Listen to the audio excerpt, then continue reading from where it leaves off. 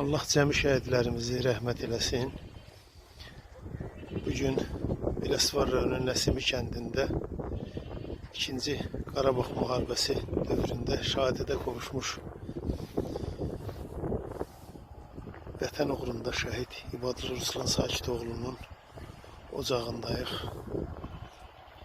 və onun adını daşıyan Eldost qardaşımızın övladına adı qoyulan balaca Ruslanımızın günləri 2 yaşı tamam olur.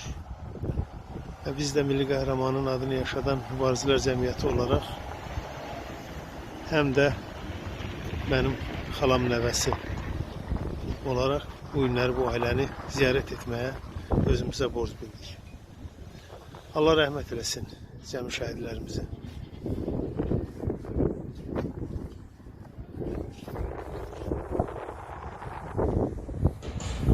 Uzaq bütün Azərbaycan xalqı üçün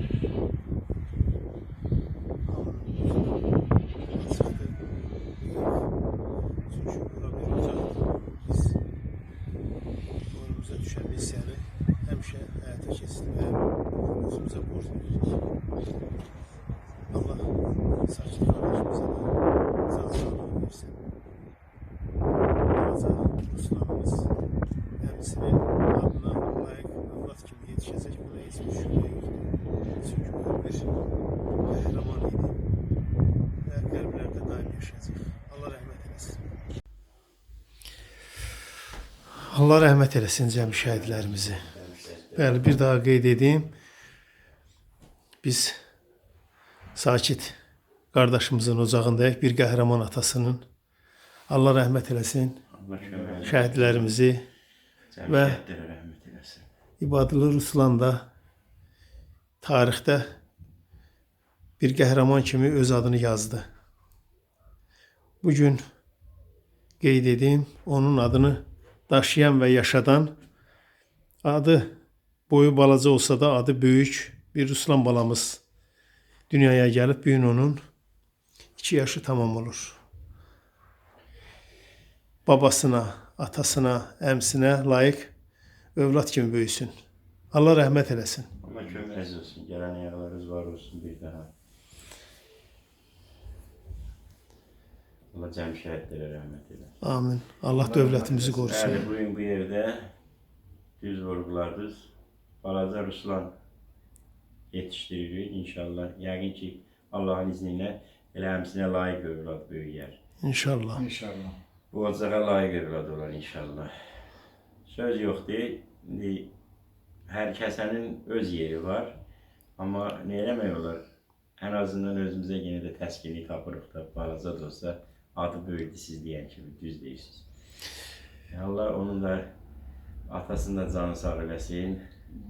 Onu ətrafında yaxın olan insanların da canı sağ eləsin. O hörməti qazanımlar ki, bunlar öz sözləri ilə, əməlləri ilə bugünkü günü bəli, Ruslanın ocağına da istəyənləri yığışıb, onun ətrafı yığışıb.